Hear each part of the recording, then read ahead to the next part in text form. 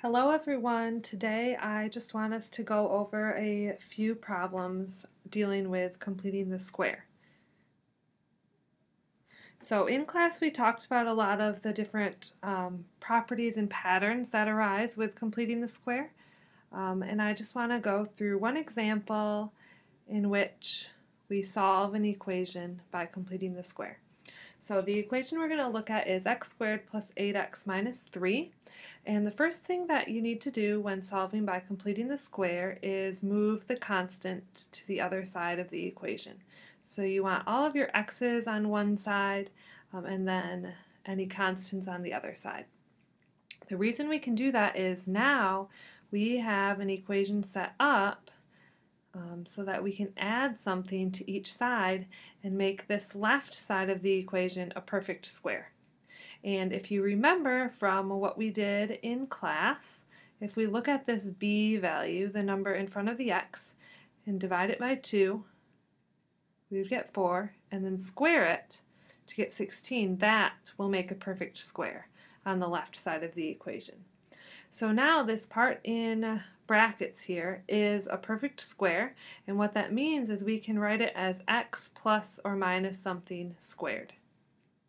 In this case, we can again look at the b value, the 8, and divide it by 2, which is a positive 4, and that completes our square. X plus 4 squared is the same as x squared plus 8x plus 16. So we now have a perfect square, and so our equation is x plus 4 squared equals 19. Now to solve this, you can just use square roots. So our square root property says we can take the square root of each side of the equation. On the left, we have x plus 4. On the right, we have a positive or negative square root of 19. And then the final step to solve for x will be to subtract 4. And what that gives us is x equals negative 4 plus or minus the square root of 19.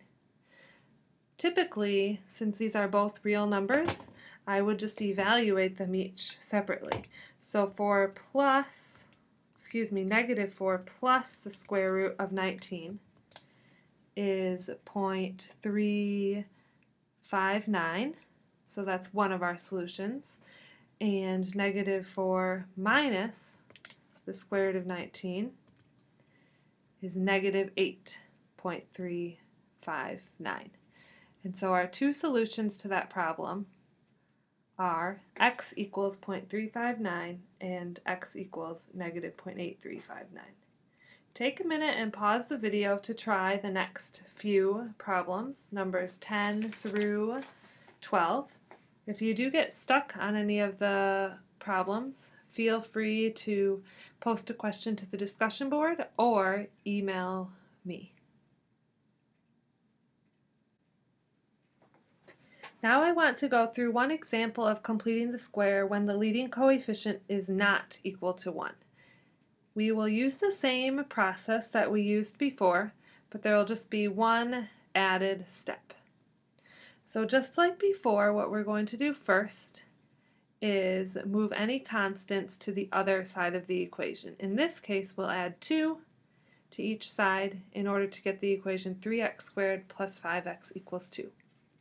Next, in order to make a perfect square, you need to make sure the leading coefficient is 1. In order to make it 1, you can divide everything by the leading coefficient. Here, I'm dividing everything by 3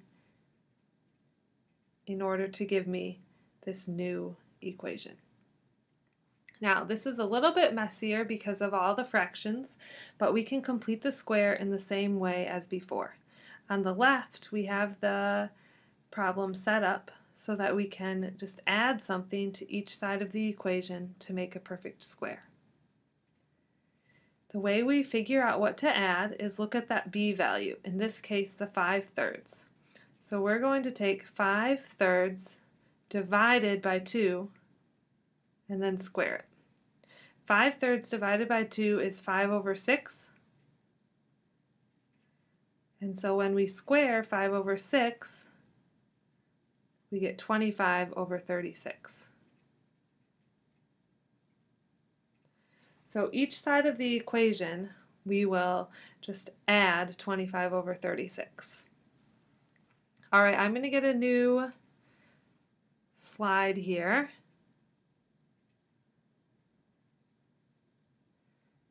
And I'll rewrite what we had.